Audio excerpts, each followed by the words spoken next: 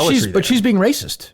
She's picking a pet. She's being. That's the ultimate irony of it. She's being a racist. Ellie Schnitt is being a racist. It's radical chic. Yeah, it is. And it's kind of cool now. The beautiful people until of New it's York. a chance to do a music video or do a TikTok. Then we get onto the stuff that really matters. So it's like you either, and which is fine too, because what you do, but you either care about this or you don't.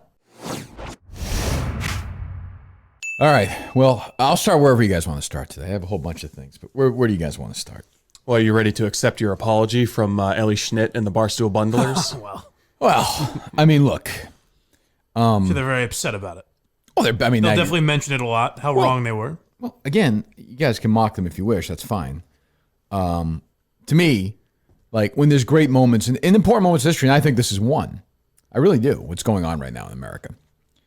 Great art comes from that. Ellie has written a song, and Rhea has done TikToking, I think, right? So, I mean, I think I would just say sometimes the artist, they get hasty before they really sit down and think about and compose their art. And they have been, as I knew they would stay, hyper vigilant, hyper focused on what's going on in the nation right now in this Black Lives Matter issue by doing, songs and makeup tutorials and TikTok videos, because that's, while also telling you what books to read. I mean, this is not the work of people at all who get caught up in a moment.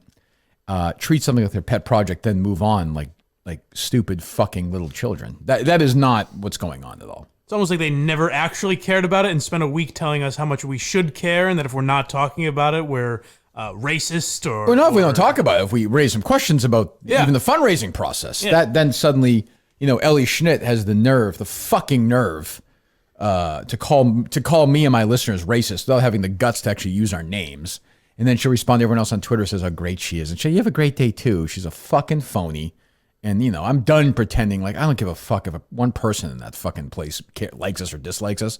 She's a fucking phony who helped steal money from people by, doing this and should be held accountable for it. Well, that's my question. If you raised $35 million for a bail fund that usually spends about $100,000 a year, less than that because you get the bail money back, are you on the right side of history or the wrong side of history? So the Minnesota Freedom Fund tweeted out that they have received $35 million so far? Correct. They have spent they now say 200,000, correct? That's what they say they've spent on the protest. On the protest, according to their Form 990, in 2019 or 2018, they bailed out 113 people from jail. And this year's different. You want me to just say this year's different because it's a crazy year. So 500 people. So let's say whatever. Let's say it's $200,000 in total. Let's just say. Sure. So where's the other $34.8 million? Don't worry about it. Well, also they get the that money's also being returned. They get that $200,000 back. Let's just yes. pretend. Let's just say that money goes away. Let's just say that, just for the sake of this argument. That's $34.8 million. Is that correct? Can help people down the road. It's a hell of a pizza fund. I'll say that. Where is the goddamn money? The statement that they put out says that oftentimes police will arrest or intimidate the relatives and neighbors of people they've arrested. Sure. So they need to keep some of that money on hand to bail them out. Extra 35 mil? Yes. Okay, for the next 626 years? And then they'll be all set? Is that, do I mean like, they keep raising money. They have not publicly stated how they're going to use that money. Okay. Do you think they're going to return that money? No. Okay. No, it's not going to be returned. I know. Listen. None of your beeswax, pal. So, I mean, this is on one of the ones that Ellie and Rhea, they tweeted this one out was part of their mass. Yeah, this was the big one. This was the big one, and it was part of the link tree that everybody tweeted out to. Yeah. Is when Gina told everyone to go to Shake Shack and put shit in shakes for police officers, or no? Was that part of her podcast? I forget. What's it? I mean, I feel fine saying that because she said you burned down buildings. What's the fucking difference? On that story, though, it turns out the police just announced that there was no criminality on behalf of the Shake Shack employees. They did. I'm sure there was a lot of work done on that. You bet. I believe that. Absolutely. My only real problem with that whole... I get they should have done more research into the charities, all that. My only problem is the instinct that when you're called out on it, to call people racist, but also to they'll never address it. No. It'll never be. If they came out and said, even if they didn't apologize for calling you racist, I don't care about that. Even if they just came out and said, hey, you know what? We were overeager. We trusted people too much. That's say, oh, you know what? It's gonna be a big part of our show today. It's a big part of what this big part of what's turned. It's the same thing. It's a bubble, and I hope we stay away from it. I don't know. I know. There are people that Andy Mayo accused us of having this bubble where we don't have disagreement, and then he's gone. So, I mean, maybe he's right to some extent. But, like these YouTube shows, these other guys have stopped doing shows, I guess?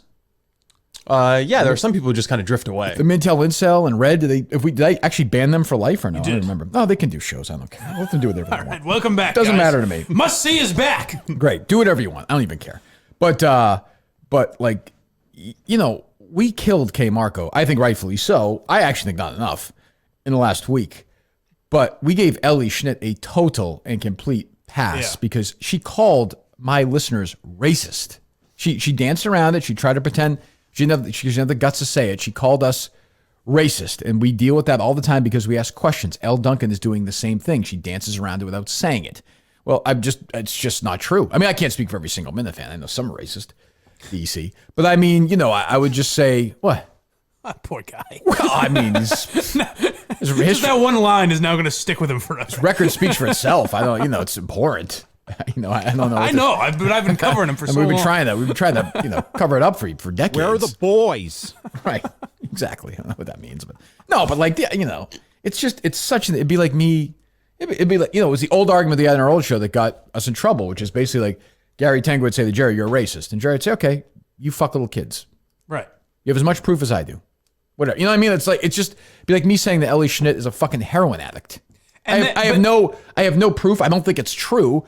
But if I'm up against a wall, now meanwhile, not a single, it's like, not one single Ellie Schnitt fan tweeted me the last couple weeks. Like KFC. Like KFC just talks about us all the time because he knows he gets reaction. Like there's no KFC fan that's ever tweeted at me. I don't think one exists.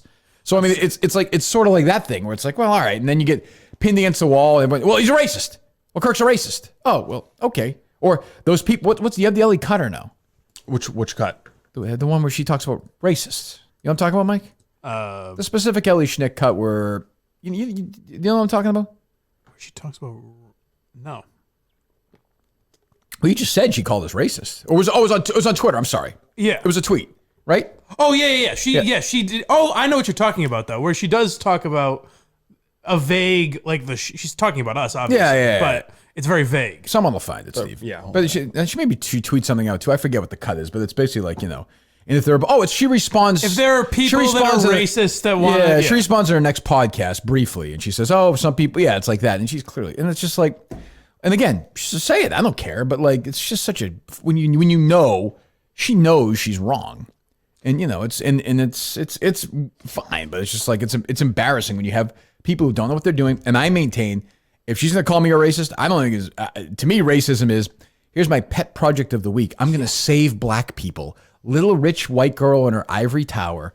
I'm going to go in and save white people. I'm going to read books and make recommendations, and everything's going to be A-okay. These are the books you should read that I didn't read. These are the charities you should give to that I didn't research. Because I think like the fear of quote unquote backlash, weirdly enough, like that has happened to me in the last week. Like I've gotten a lot of backlash. But the thing is, when you're getting backlash from people who are brazenly deciding to be on the wrong side of history in public, in front of everyone, like just in front, so the whole world knows that they're failing this open note test right now on the world. Like, it doesn't matter. Like, it doesn't bother me. It doesn't. That means there's something good's happening. Yeah, that means so I'm the charity. Hold on a second. Yeah, if you're worried about that.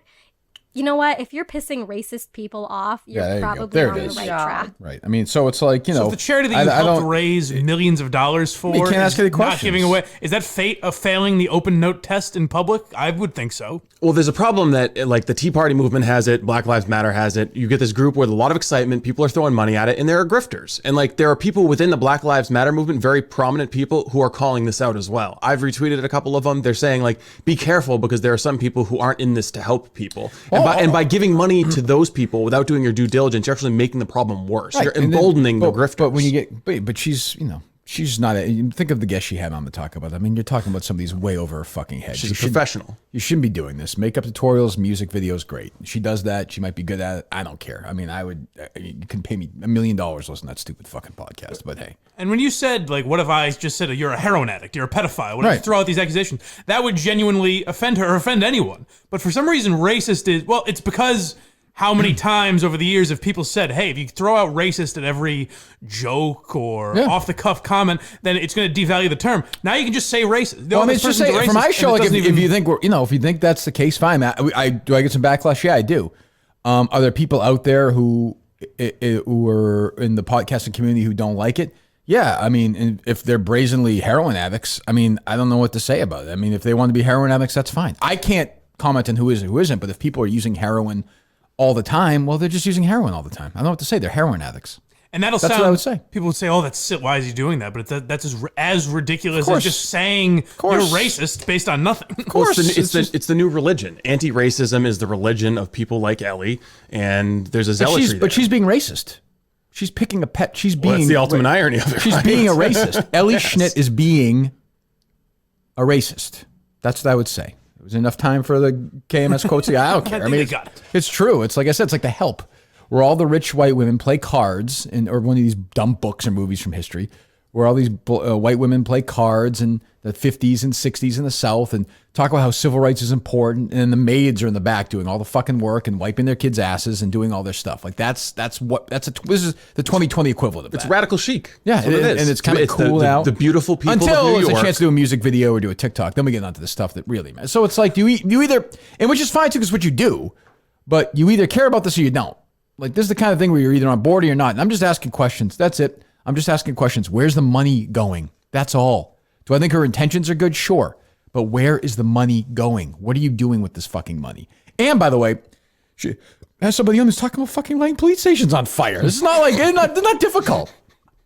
So yeah, so there you go. No surprise. Minnesota Freedom Fund, and to people who have written stories in the past asking about why we're criticizing where the money goes. Well, this is why, shithead. That's why we do it. Also, we're creating the Minihane Freedom Fund. Yes, just in case there might be some events in the future that trigger a mass outpouring of donations, and we want to be ready to capitalize. Absolutely. He's got this. He's got the email list for. There's no question about it. They want it to be that you're insinuating there's something inherently shady about those type of charities, but it's just that when people are making a lot of money, there should be questions about it. That's not. Well, when something pops up really, when some charity pops up really fast in the middle of a tragedy, you should have some natural suspicion. Yeah.